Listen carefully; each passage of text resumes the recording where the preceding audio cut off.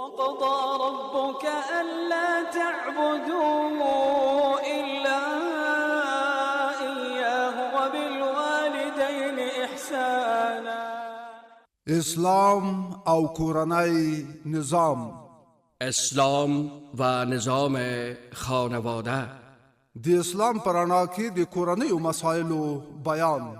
بسم الله الرحمن الرحیم. د شریعت غږ رادیو درنو قدرمنو اوریدونکو ستړي مشئ، وخت مو په خیر. په دې هیله او امید چې تاسو ټول درنو اوریدونکو به روغ او جوړ یاستئ. د ژوند شپې ورځې به در باندې په ډېرې خوښۍ او خوشحالۍ تېرېږي. درنو اوریدونکو، دا د یو ځل بیا د اسلام او کورنۍ نظام د خپرونې وار راورسېده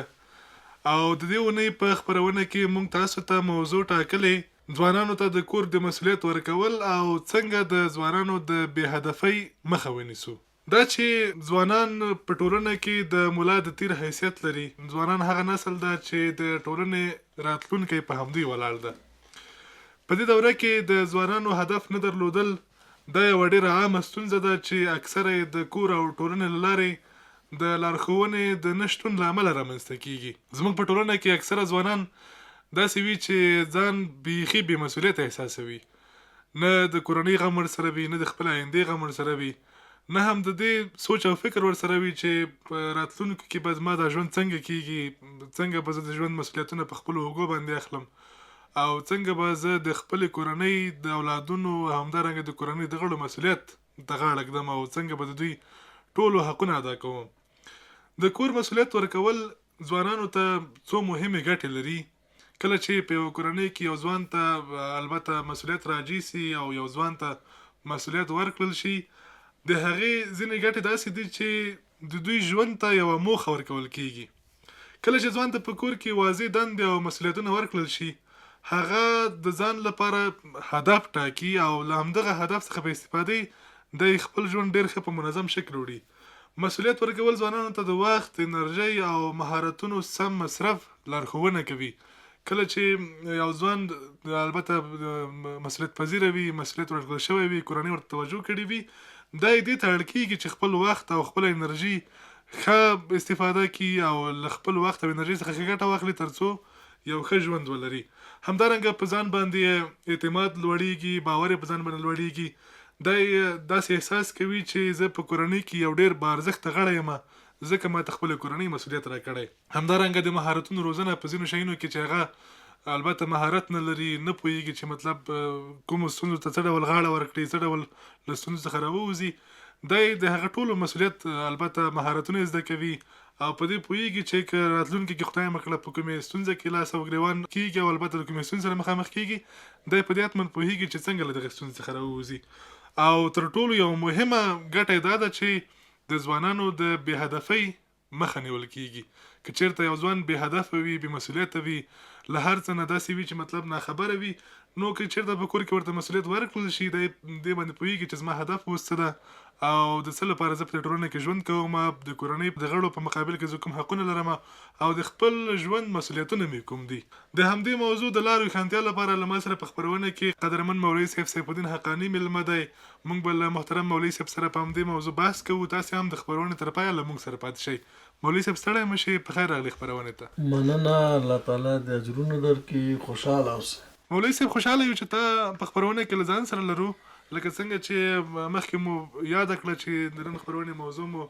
د ځوانانو لپاره د کور مسؤلیت ورکول دي او همدارنګه د هغوی د بې هدفۍ مخه نیول دي. ستاسو په نظر ولې ځوانان په دې عصر کې تر ټولو ډېر د بې هدفۍ احساس کوي؟ ستونزه په کور کې موجوده وي ورته او یا که په ټولنه کې؟ نحمده ونصلي على رسوله الكريم، اما بعد فاعوذ بالله من الشيطان الرجيم، بسم الله الرحمن الرحيم، يا أيها الذين آمنوا ادخلوا في السلم كافة ولا تتبعوا خطوات الشيطان إنه لكم عدو مبين، صدق الله العظيم. تاسو نه مننه کوو چې موږ ته مو دعوت راکړه په دې ښایسته خپرونه کې. انجینر صاحب محترم، نور څومره زموږ همکاران دي او څومره مینوال دي د خپرونې، الله تعالی د ټولو ته اجرونه ورکړي. امین. کله چې په ټولنه کې ځوانان خصوصا بیا ځوان په یو کور کې کورنۍ کې وي، نو دلته که دغه ماحول داسې د مینې محبت ماحول وي، نو پلار هم ډاډه وي، مور هم ډاډمنه وي او د کور کې چې څومره نور آزادې خویندې ورونه دا ټول داسې د خوشحالۍ احساس کوي. او بدبختانه هغه کورونه چې پلارانو خپل مسؤلیت نه بیا ادا کړی او د بچو په تربیت کې سالمه تربیه نه وي شوي، نو هلته بیا هر یو کس په یو بل باندې بې اعتباره وي. اوس مثلا تاسو ویلي چې په ټولنه کې ځوانان او بیا د کورنۍ مسؤلیت،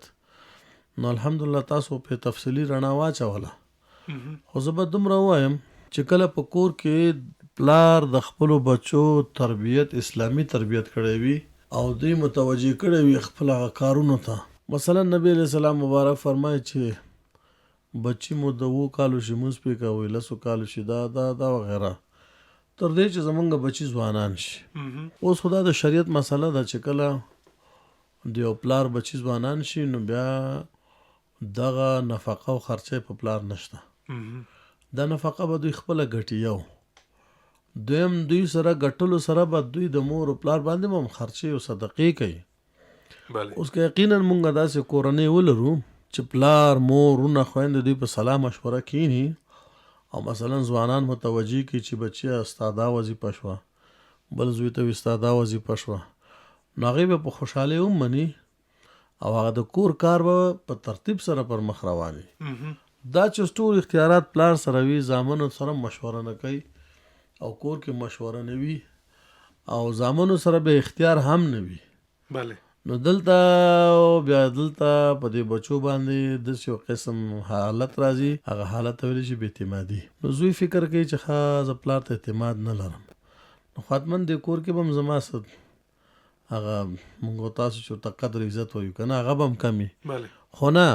مونږ وایو چې نه داسې باید ونه شي. څنګه وشي؟ هر چاته د خپل وس مطابق وظیفه سپارل. لا یکلف الله نفسا الا وسعها. الله تعالی هر انسان ته عمومره وس ورکوي چې څومره توان وي. نو پلار به هم زامنو ته کتلی، داسې به نه کوي لکه ګورې د دې کورنۍ نظام کې شاید مونږ کومه خپرونه داسې هم کړې وي تېره شوې وي چې مثلا د ښځې خاوند د ګډ ژوند په باره کې الله تعالی فرمایي وعلى المولود له رزقهن وکسوتهن بالمعروف. د بچو او د ښځې د مصرف خرچه دا په خاوند باندې دی. نو دلته خاوند باندې چې مصرف وي نو الله تعالی هم ښځې ته متوجه کوي دې خبرې ته هم خاوند چې یو بل ته به تکلیف او اذیت نه رسوي په مصرف کې. مثلا د خاوند معاش دی 15,000 او ښځه ته مطالبه د 10,000 کوي، دا خو عقل هم نه مني، شریعت هم نه مني. یا مثلا ښځه د بچو خدمت کوي وس مطابق او خاوند ور باندې فشار وروړي چې نه دی د وس نه به زیات خدمت کوي، نو دا خو هم نشي کېدلی. نو لا یکلف الله نفسا الا وسعها. هر څوک خپل وس پورې پړ دی. نو د کور په مشوره کې پلار مور ورونه خویندې چاته هم چې څه مسؤلیت سپاري نو د هغه انرژۍ ته به ګوري، فزیکي توان ته به ګوري، اقتصادي حالت ته به ګوري، نو هغه څه فیصله چې بیا وشي نو بیا به صحیح وي. اوس که بیا وایو مثلا یو پلار زوی ته وایي چې ته مثال به ذکر کړم چې ته د کور کرا ورکوه، د دې غریب معاش وي 8,000 او د کور کرا وي 10,000، دا خو بیا هم کور کې بې اعتمادي پیدا شوه. خو دا غریب ټول میاشت کار کې 8,000 اخلي، دا 2,000 نور کم ځای نه کړي، قرض وکړي، پلار نه وغواړي، بل چا نه. نو ما ویل هر چاته الله تعالی عقل ورکړی، نو انسان باید د خپل د عقل مطابق مشوره به هم کوي، د عقل مطابق فیصله به هم کوي، د عقل مطابق به عمل هم کوي. نو که دغسې کورنۍ ماحول موږ تاسو لرو نو انشاءالله چلته به څه مشکل پیدا نه شي. مولوي صاحب محترم، کله چې یو ځوان ته مسؤلیت ورکول کېږي په یو کور کې، ستاسو په نظر دغه مسؤلیت ورکول یو ځوان ته د هغه په شخصیت باندې اغېزه کوي؟ اوس چې دا ځوان سهار د خوبه راپاڅېږي بې مسؤلیته ګرځي او نه خپل حساب ورکوي نه د بل چا حساب مني، خوره وسکه حساب مه منه، نو دا په کور والاو باندې به هم داسې څه اغېزمن ځوان نه وي او نه به څه تاثیرناک ځوان وي او دی به د مور و پلار او د ورونو خویندو کې هم څه محبوبیت به ونه لري. اما که برعکس یې راواخلو، یو ځوان دی با استعداده دی، الحمدلله دینداره دی، محنتي دی، کاروباري دی، مشقت کوي، تکلیف وباسي. ولا موږ ګورو ډېرې ځوانان ماشاءالله الله تعالی د دې عمرونو کې برکات واچوي، دومره محنت کوي حتی چې دم نه یې پېرزو چې هغه سپین ږیری پلار یې کار وکړي، ټول زحمت په ځان وباسي. همداسې بچي هم شته چې پلارانو ته وایي چې صرف مونځ اودس کوه، عمرې کوه، علماو سره ناستې کوه، د مسجد د استاد د عالم د مسجد د طالبانو د مدرسې د استادانو دوی باندې پام کوو نور ته خلاصې بله یعنی داسې بچي خو چې د چا وي دا افتخار د هغه دپاره. مولانا اشرف علي تانوي صاحب لیکلي وایي چې کله ستاسو بچیان مراهق شي بلوغ نه مراهق شي نو تاسو د ده ملګري تعقیب کړئ چې چا سره ناسته ده مکتب کې چا سره کینی کورس ته چا سره ځي مدرسې ته چا سره ځي یا په لاره کې ملګري څوک دي نو که هغه ښه خلکو دینداره خلکو بس پوه شه چې بچی دی په سمه روان دی او کنه ملګري غلط و نو دا هم غلط ځای ته رسي. نو په کار موږ او تاسو داسې دی چې په خپلو بچو باندې د وړوکوالي نه صحیح نظر وساتو تر څو چې دی مثلا بالغان شي لویان شي نو موږ باید د خپل ټولنې ته داسې بچي ورکو چې دا د اسلام د وطن د مسلمانانو نوامیسو د خپل عزت د بل عزت دا به ټول باید په نظر کې ولري. نو دقسې ځوان چې موږ په ټولنه کې ولرو نو زمونږ ټولنه به آباد مي کامیاب مي خوشحاله مي. مولوي صاحب محترم لکه څنګه چې تا په خپل خبرو کې یاد وکړه ځینې وخت داسې مور او پلار کوچني اولادونه رالوی کړي او کله چې دوی د بلوغ مرحلې ته ورسیږي او د ځوانۍ په جوش باندې راشي هغه بیا ځینې وخت داسې نافرمانی کوي د مور او پلار یا هم په کور کې غصې کوي یا مور او پلار ته کنځلې کوي یا هم داسې یوه کړنه ترسره کوي چې د هغې له وجې د دوی کورنۍ مور او پلار او والدین البته داسې بې عزته کېږي په ټولنه کې. هغه اولادونه چې د مور او پلار نافرمانی کوي په دنیا او آخرت کې د الله جل جلاله له کوم ډول قهر او غضب سره مخامخ کېږي؟ ګورئ څه موده وړاندې موږ کره زموږ څه دوستان راغلي وو نو ده یو خبره وکړه یقینا یعنې ما ته هم ژړا راغې تنها زما بچي مو هغوی مو ژړل نو ده ویل چې وایي ما خپلو بچو ته تقریبا چې 53 کاله وایي ما محنت وکړه او مې ګټل حلال حرام یخني ګرمي افغانستان خو انقلابي هېواد و که نه پخوا خو ډېر جنګونه وو بله او داسې وخت راغلی دی چې زما د مرګ خبرونه تللی دي وطن ته کلي ته خلکو دعاګانې کړي دي فاتحې شوي پسې شا ټلیفون خو نه پخوا نه فیسبوک و نه واټساپ و نو بیا وی 15 کاله پس 10 کاله پس دوستانو سره یو ځای شوي وو یعنې دغه کیسې وکړې چې ما ډېرې وظیفې وکړې د بچو دپاره مې وکړل نن چې زه ضعیف شم د کار ولوېدلم او بچو ودونه وکړل ټول لاړل اوس یوازې پرېښی یم نو هغه خپل په دې کړو باندې غریب دومره خفه ښکارېده چې ما دا دومره محنت بچو ته وکړه او بچي نه همداسې په میدان پرېښودم او لاړم نو یقینا موږ د افسوس او جړا راغې نو داسې بچي خو چې زه یم د چای نو چې الله پاک چې د نه ورنکړي ښه دی ځکه سړي له ډېر زور ورکوي او دا ګوره موږ تاسو هم پلاران یو که نه راځو وظیفه کوو دا راډیو دا خو آسان کار نه دی روزانه راځه وظیفه کوه حاضري امضا کوه بې عذره خو څوک غیر حاضري نه کوي خو بیا هم که نه غیر حاضري راشي کسر معاش یو خبره بله بله بله بله تر منفقې پورې خبره رسي بله نو خو دا مونږ چاته کو خو دې بچو ته یې کوو که نه اوس وخت چې دومره مونږ او تاسو یخني او ګرمي او واوره او باران او ګرد او یخ او شمال په ځان باندې منو چې زمونږ بچیان دي دا لویان شي د وطن د اسلام د مور او پلار د ورونو خادمان شي او خدای مونږ دا دومره زمونږ تکلیفونه سره سره دوی زلمی شي ودونه وکړي او بس ایسته کډې وخلي ولاړ شي مور او پلار په میدان باندې پرېږدي نو دا نو یقینا بیا جناب ډېر یو سخت حالت تمامیږي په مسلمان او دلته بیا ناامیدي راځي بله ناامیدي دا راځي چې دغه بچو نه بیا د سړي زړه خفه شي نو اوس چې د مور او پلار د بچو نه زړه خفه شي ګوره دلته یو مسله ده کبیره ګناهونو کې خو تر ټولو لوی ګناه چې دغه شرک دی په الله پورې الله دې موږ او تاسو د شرک نه وساتي قرآن کریم کې چې موږ او تاسو څومره تلاوت کوو نو اول د الله تعالی عبادت راځي ورپسې د مور او پلار حقوق راځي بله اکثره ځای کې موږ داسې کړي وبالوالدین احسانا یا مثلا وقضى ربک الا تعبدوا الا ایاه وبالوالدین احسانا ځای په ځای چې موږ تلاوت کوو نو د الله د عبادت نه پس د مور او پلار احسان راځي بله چې مور او پلار سره به ډېر احسان کوي ځکه ولا تقل لهما اف مور او پلار ته به اف قدر خبره هم نه کوي ولا تنهرهما مور او پلار به رټې نه وقل لهما قولا کریما مور او پلار ته به ښایسته خبرې کوي پستې خبرې نرمې خبرې زار قربان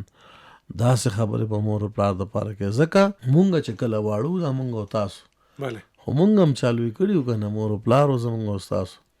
څومره به زحمت په مونږ ویستي. اول دا مور 9 میاشتې اول مخکې د ولادت نه څومره تکلیفونه،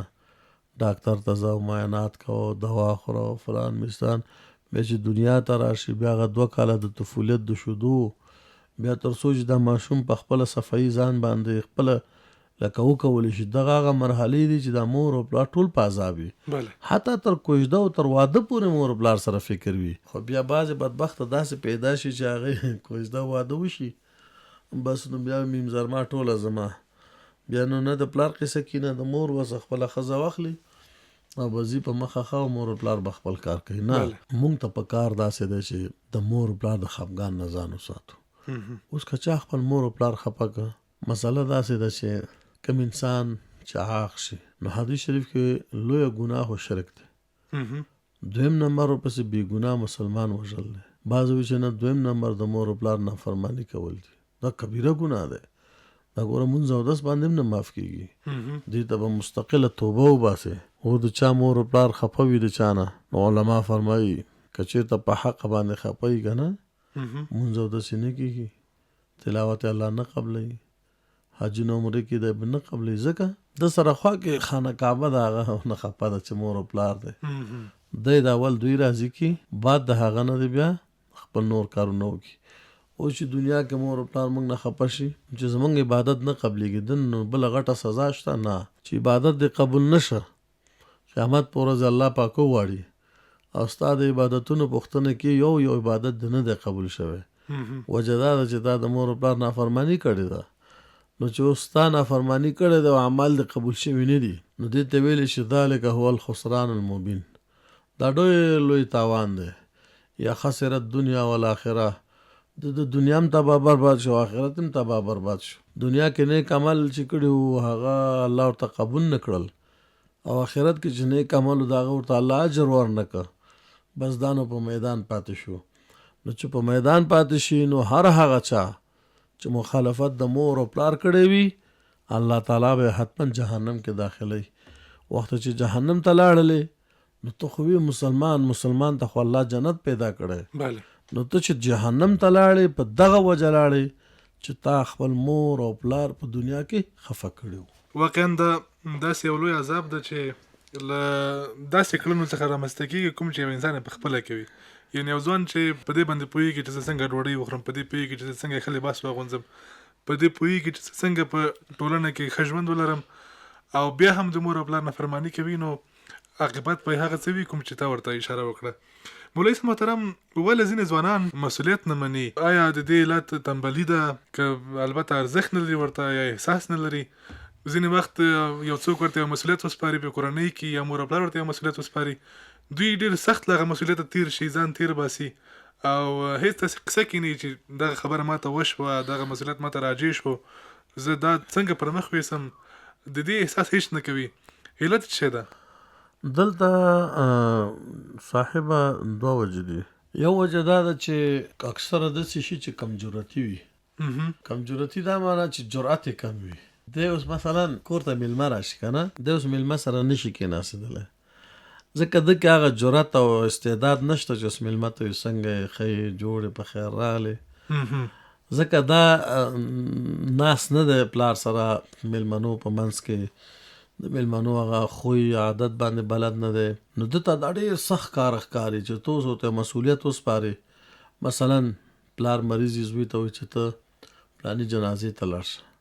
پلاني واده ته لاړ شه که نه دعوت دی، بله، یا کور کې دغه کار وکړه یا زه نه یم ته دغه کار وکړه، نو دی نه مخکې کېږي. یو خو وجه دا ده چې کمجرتي وي. دویمه خبره دا ده چې دلته د مور او پلار سره د مینې د محبت کموالی وي، ځکه چې د په زړه کې د مور او پلار حقیقي مینه وي، حقیقي. نو چې چا زوی په زړه کې د پلار حقیقي مینه وي او پلار ورته وي چې ورته ودانګه نو یقینا دغه بچی به ورته دانګي، او که پلار ورته وایي چې بهر ته ودانګه نو دی نه کوي، سرکشي نه کوي. نو دغه وجه ده چې یا به دی د خپل مسؤلیت نه خبر نه، حالانکه دا خو چې پلار درته ویل دغه کار وکړه، خو شرط دا دی ښه وان جاهداک علی الا تشرک بی شیئا کچېرته مور او پلار تا باندې کوشش وکړي د څه شي چې ان تشرک بي ما پورې شرک وکړي فلا تطعهما الله وی بیا دلته د مور او پلار خبره مه منئ. مثلا د چا مور او پلار کافر دي هغه بچی ته داسې امر کوي بچی مسلمان دی د ګناه چې بیرته دین پرې د اسلام پرې د رسول الله مبارک پرې دا خبره به نه مني. اوس باقي چې مور او پلار که مسلمانان دي که کافران دي تا ته د خیر خبره کوي د کامیابی خبره کوي تا ته د صلاح خبره کوي تاسو د فلاح او د بهبود خبره کوي بس دا به مني دا پتا فرض دی. نو دا چې د ومنه الله هم درنه راضي شو ځکه حدیث شریف کې راځي رضا الرب فی رضا الوالد که غواړي چې الله ځان نه راضي کړي نو مور او پلار راضي کړي وسخط الرب فی سخط الوالد نو که غواړي چې خدای درته په قهر شي بیا مور او پلار ځان نه خفه کړه نو چې مور او پلار د ځان نه خفه کړه نو هلته الله درته په قهر شو نو چې په قهر شه رنګارنګ عذابونه تکلیفونه زحمتونه کړاوونه مرضونه دا به در باندې راځي دا تجربي خبره ده. جناب افغان صاحب تاسو به لیدلي چې د مور او د پلار هغه ازاري وي هغه که نه د هزار نه چا بازار موندلی نه دی نو دی چونکې ازاري وي د مور او پلار خبره نه ده منلې نو ده باندې رنګارنګ مصایب او مشکلات راځي. اما زه یو بله د تجربې خبره وکړم هغه ده چې کله یو مسلمان د مور او پلار احسان من وي د مور او پلار خبره مني او دی د کوره وځي صرف مور یا پلار ورته دعا وکړي دعا یې الله قبلوي. ما بل یو کتاب کې وکتم وایي که د چا مور او پلار څومره بدعمله وي څومره بدعمله وي بېنمازه وي خو د دې زوی او د بچو په حق کې د مور او پلار دعا او خیرې وي دواړه قبلېږي دعا او خیرې دواړه قبلېږي. اوس خوا بیا د چا پلار منځګزاره او بیا د تا کور نه وځي تا ته وي زه مخې ته د رڼا شه زه زوی الله د مل شه زه زوی الله د حافظ او ناصب بس بیا باچا یې ګرځه مزې کوه که خدای مه که تا ته ویل چې خدای دې در په دره که بیا نو ما مخکې ویل چې د دنیا کاروبارونه به دې وي که نه خو خوند به درکې نه وي هغه سکون به پکې نه وي هغه راحت او خوشحالي به پکې نه وي. الله دې موږ او تاسو توفیق راکړي چې د مور او پلار خدمت هم وکړو تر څنګ اطاعت هم وکړو. بله مولوي صاحب محترم که چېرته په یوه کورنۍ کې ځوانان له مسؤلیته تېښته کوي څنګه یې ورو ورو دې کار ته وهڅوو او څنګه دې ته باید وهڅول شي تر څو دوی هغه په عامه اصطلاح وایي سر په خپلې کورنۍ راټیټ کړي او خپلو مسؤلیتونو ته متوجه اوسي. نو د دې خو ښه لاره دا ده چې زموږ او تاسو ګورئ شریعت اسلام الحمدلله داسې دین دی چې موږ او تاسو ته ټولې لارې خلاصې کړي دي داسې مشکل نشته چې شریعت به موږ ته نه حل کړی. که چېرته یو ځوان خپل مسؤلیت نه مني خپل هغه طریقې کار پر مخ نه وړي نو بیا خو الحمدلله د مور او پلار نصیحت دی ورته چې دوی درته نصیحت وکړي که نه مثلا زموږ استاسو علما دي الله تعالی دې دوی ته عمرونه ورکړي الله دې زموږ د سره دا علما نه کموي نو دوی به ورته نصیحت وکړي انشاءالله چې د علماو په نصیحت باندې دی به خدای پاک سمې لارې ته واړوي او خپل مسؤلیت به مو مني او خپل مسؤلیت به هم سر ته رسوي ځکه موږ الحمدلله مسلمانان یو. ګوره موږ مسلمان کې دا کمال دی چې مسلمان څومره بدبخته وي خو چې دې د الله او د رسول خبره وکړي انشاءالله دې کې تغییر راځي فوراً تبدیلیږي. کله کله کور کې نه مني که نه بچی خو ضد د وجې نه راشي اما چې اوس تا ته یو عالم نصیحت کوي د جومات امام تا ته نصیحت کوي اکثره موږ ته خلک راشي زامنو نه ویرېږي وایي مولوي صاحب جمعې بیان کې داسې ووایه دا غریب خو ورته نشي ویلی که نه او دی په دې مطمئنه ده چې دا زما زوی د عالم خبره مني دا زما زوی جمعې مانځه ته راځي دا زما زوی ترجمه کې مولوي صاحب سره ناست دي نو چې دا مولوي صاحب مسله وکړي چې مسله داسې ده چې د اطاعت د مور او پلار فرض دی مخالفت حرام دی ناروا دی ګناه لري نو کله چې تاسو مور او پلار تاسو نه جایز مطالبه کوي شریعت ته برابر وي شریعت سره په ټکر کې نه وي نو هغه به منئ نو هغې په دغه وجه باندې مونږ ته وایي نو بیا رښتیا چې یعنې الحمدلله تر اوسه خو داسې نه دی شوی چې مونږ چاته نصیحت کړی وي او خبرې د مور او پلار نه یې منلی ځکه هلته مونږ خپل هم پلاران یو خپل هم بچي لرو نو بیا مونږ هم په خپل ځان ویرېږو چې اوس خپل ځان ته هم دعاګانې غواړو خپل مقتدیانو او ملګرو مسلمانانو ته هم دعا غواړو د دې لپاره چې زمونږ دغه نسل مسؤلیت پذیر شي. که یو ځوان مسؤلیت نه مني نو هغه به دې ته انشاءالله اړ شي چې آینده کې د مور او پلار هغه جایز مسؤلیتونه چې ده ته سپاري انشاءالله هغه به دا بیا منونکی شي. ډیره مننه مولوي صاحب محترم چې موږ سره په خپرونه کې برخه واخیسته او په دې مهمه موضوع مو خپل نظرونه شریک کړل. درنو اورېدونکو د مولوي صاحب له خبرو او نظر قرآني آیاتونو ته او د کتابونو بیان شوو مطالبو ته کتلی شو چې په یو ځوان په کورنۍ کې او یا په ټولنه کې ډېر سخت مسؤلیتونو ته متوجه ده او ډېر سخت مسؤلیتونه ورله غاړې دي. که چېرته البته ځوانان خپل مسؤلیتونه په سمه توګه واخلي او د خپل مور او پلار البته د خپل والدینو نافرمانی ونه کړي او د هغوی خبرې ومني نو له دې ټولو خبرو معلومیږي چې هغه به په خپل ژوند کې هم بریالی وي، هم به کامیابه وي او هم به په ټولنه کې ښه ژوند ولري. هغوی چې مسؤلیت ته د مسؤلیت په سترګه نه ګوري، د مور او پلار خبرې ته د خبرې په سترګه نه ګوري او ټول هغه لارښوونې چې والدینو ورته کړي، علماو ورته کړي او له نورو خلکو یې اورېدلي خپله یې په یو ځای کې لوستي، هغو ته دوی د مسؤلیت په سترګه نه ګوري نو راتلونکی ژوند به یې هم له مشکلاتو سره مخ وي او هم به داسې وي چې په ټولنه کې به ښه شخصیت نه لري. دا وه د اسلام او کورني نظام د دې ونې خپرونه چې ما وکیل افغان سره له خپل ګران مېلمه مولوي صاحب سیف الدین حقاني سره تاسو ته وړاندې کړه. تر بیا بلې خپرونې چې موږ ستاسو په درانه چوپړ کې حاضرېږو تاسو په لویه بخښونکي رب سپارو. الله مو مل شه، ښه وخت ولرئ.